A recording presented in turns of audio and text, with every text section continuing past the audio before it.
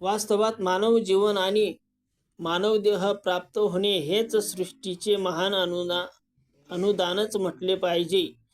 मग आपण त्याला धर्माच्या दृष्टीने किंवा विज्ञानातून संसारात जेवढे म्हणून चराचर प्राणी पाहाव्यास मिळतात त्यात मनुष्य प्राणी हाच सर्वोच्च मानला गेला आहे. त्याला जी विवेक बुद्धी सूक्ष्म विषयांचे आकलन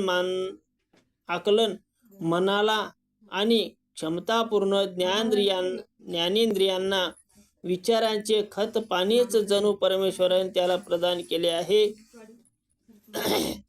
त्याची तुलना कोणत्याही प्राण्यांच्या अंगी असू शकत नाही. मनुष्याला संसारात ज्या अपार सुविधा आणि उपयोगी कर्म करण्याचे साधनच जणू प्राप्त झाले आहे, असे महान आणि अलभ्य आहे. देवगण सुद्धा त्याची अभिलाषा करीत आहेत. हेच तथ्य समजून त्याला विष्णू पुराण यात सांगितले आहे. गायन्ति देवाः किल गीतिकानि धन्यास्तु ये भारतभूमी भामे स्वर्गापवर्गस्य फलार्जनाय भवन्ति भूयः पुरुषा सुहृत्वात्. अर्थात ही कर्मभूमी भारतवर्ष अत्यंत धन्य होय, जिचा महिमा देवगण सुद्धा गात असतात. कारण स्वर्ग व मोक्ष सर्वोच्च गतींना इथे सत्कार्य करण्याचे भाग्य प्राप्तच होत असते.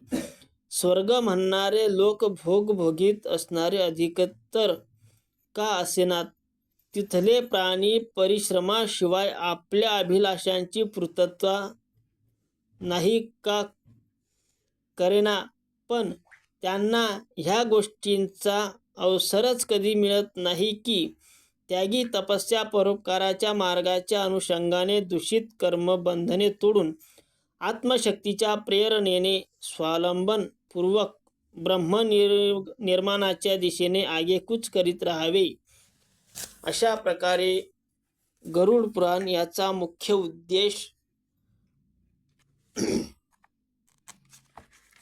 मूर्तांच्या कर्मकांडांच्या रूपात दान दक्षिणा याचा विनियोग दाखवल्यानंतरही त्याच्या स्थानी असे म्हटले आहे की परलोकी सद्गती प्राप्त करण्याकरिता मनुष्याने शुभ कर्म करणे अनिवार्य आहे. गरुड पुराण नावाच्या विभिन्न अध्यायात सामान्य तसेच नैतिक तसेच धार्मिक नियमांचे पालन करणे ह्या स्वरूपातच उपदेश केला आहे. कुठल्याही श्रेष्ठ उद्देशाच्या पूर्तीसाठी सतत सत्पुरुषांच्या संगतीतच राहिले पाहिजे.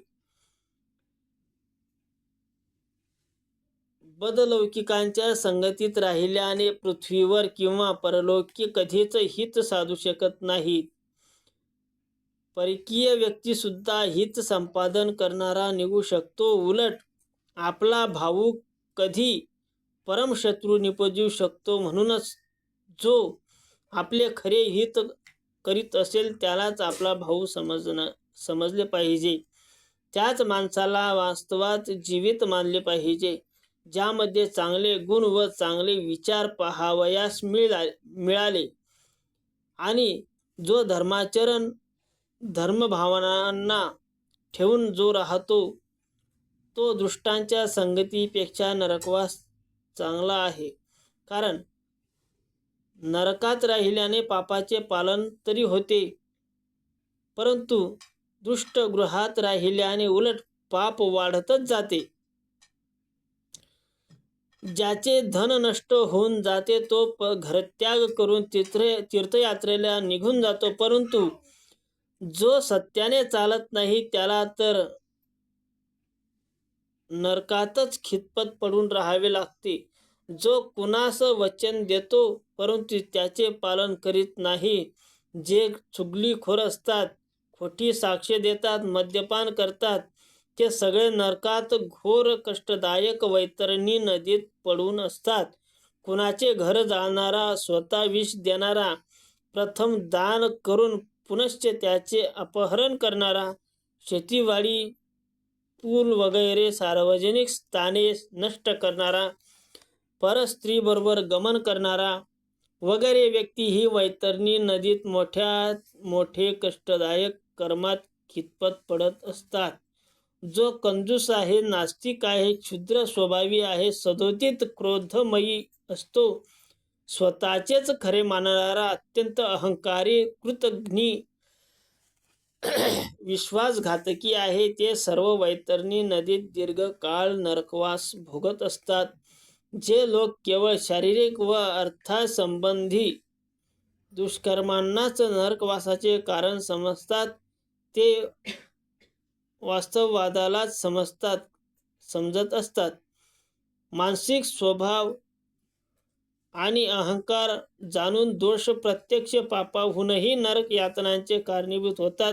कारण भावना रूपच पुढे मोठमोठ्या पापाच्या रूपात प्रगट होत असतात.